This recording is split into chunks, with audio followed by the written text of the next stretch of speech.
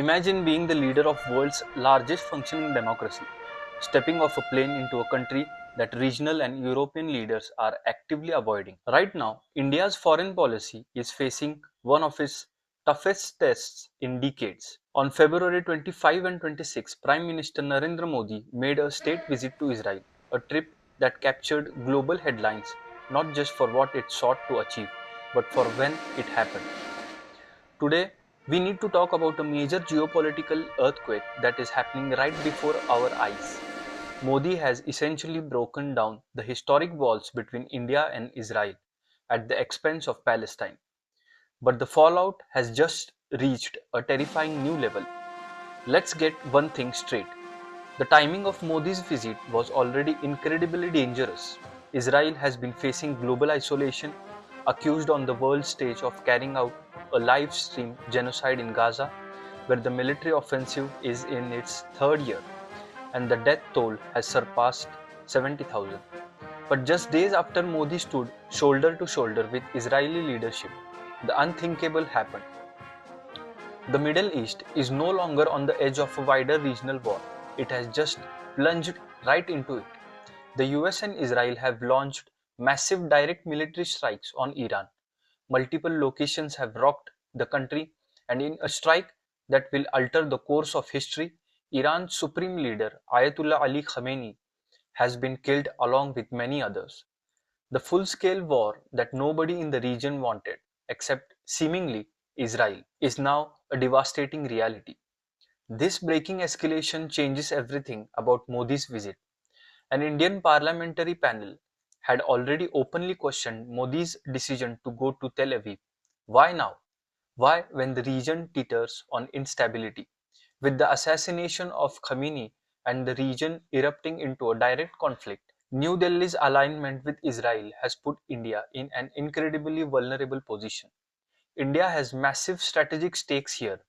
Indian citizens make up one of the largest expatriate communities in the Middle East, working across Gulf states. Now that a major war has broken out involving the US, Iran, and Israel, New Delhi is forced to face its neighbor Iran, risking the lives of its diaspora and their families back. To understand how we got to this boiling point, we have to look at what Israeli Prime Minister Benjamin Netanyahu was building right before these strikes.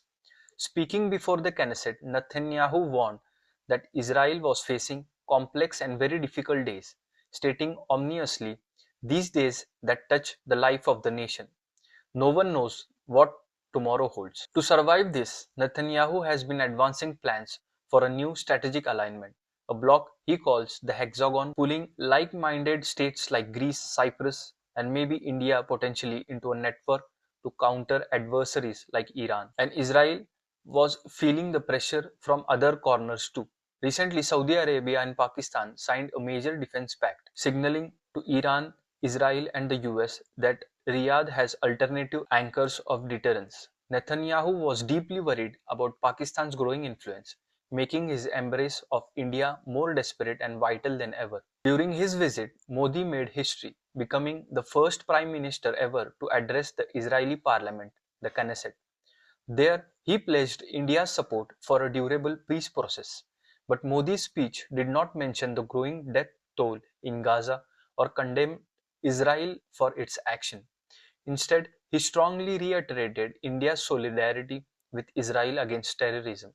Critics say this was a de facto endorsement of Israeli policy, delivered just days before Israel and the US initiated this massive strike on Iran. But geopolitics is only half the story. If you want to understand the India Israel relationship, you have to follow the money. Enter Gautam Adani, the Indian billionaire and close friend of Prime Minister Modi. The diplomatic move of Modi's government has consistently helped Adani expand his international business empire. Today, Adani holds a massive 70% stake in Israel's strategic Haifa Port, an enterprise that benefits heavily from strengthening of these political ties.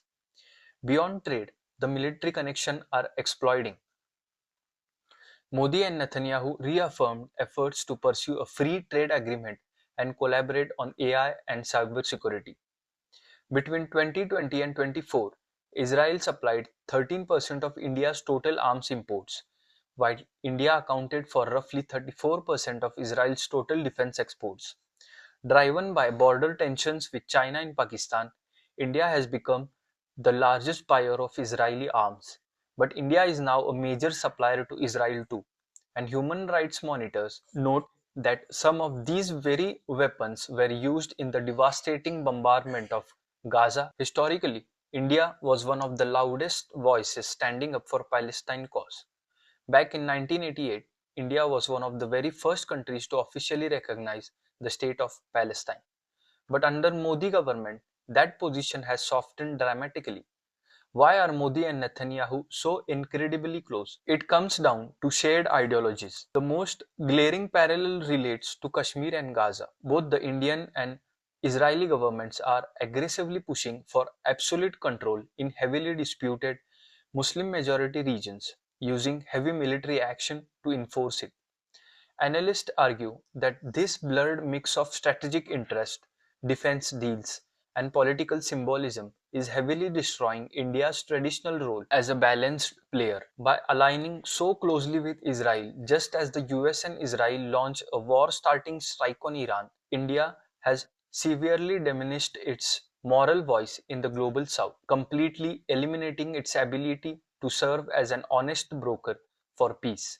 To many observers, Modi's visit will be remembered as a moment that defined India's global image. Did the world's largest democracy choose sides right as the Middle East went up in flames? With Iran's supreme leader dead and a regional war underway, this debate is no longer just about diplomacy.